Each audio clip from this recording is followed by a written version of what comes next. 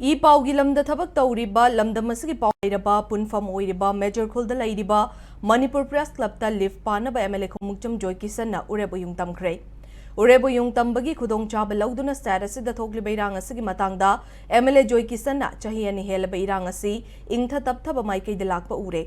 अदुबु social media दा फुरुप मसलगी मरक्ता येंगथिनबा याबा वाफम कया फोंदोकनबा कया थेंगनै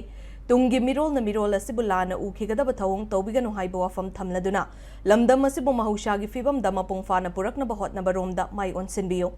अचुंबदी नोंगमा सोइदना लाखिगनि हाइना फोंदोखे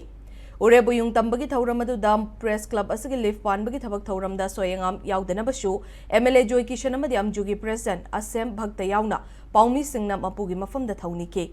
उरेबु युंग तंबगा लोइनना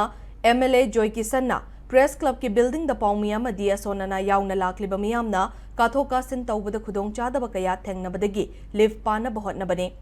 यारिबा मखै लिव पानबगी थबक असि अथुबा मतमदा लोइसिनबा होतनगनि हाइखे मिशन प्रजा सिंसे आइगी वोट बैंक सागनबा हानबदा लान मिसगाइड तौरगा कम्युनिटी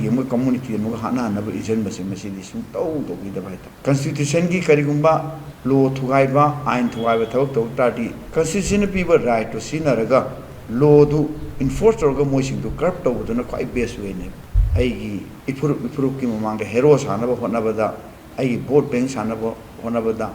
नुपी अंगांग आइचु खंगजद्रिबा सही मंगा तरागी अंगांग सिंगी पुंसी पिकमनहनबा अखोइना इमा कोरब नुपी इजत नगांग नुपी म्याम पुंसी पेमसिनहनबा सुगुंबसी इंसनबगी थबक कन तौबसे मसी तौबिदबा हाइतार कनागुमोमदैना माने इंजनदे न ब्लेम तौजरोय आइदि सुगुंबसी तौबिगनु हाइबिनि।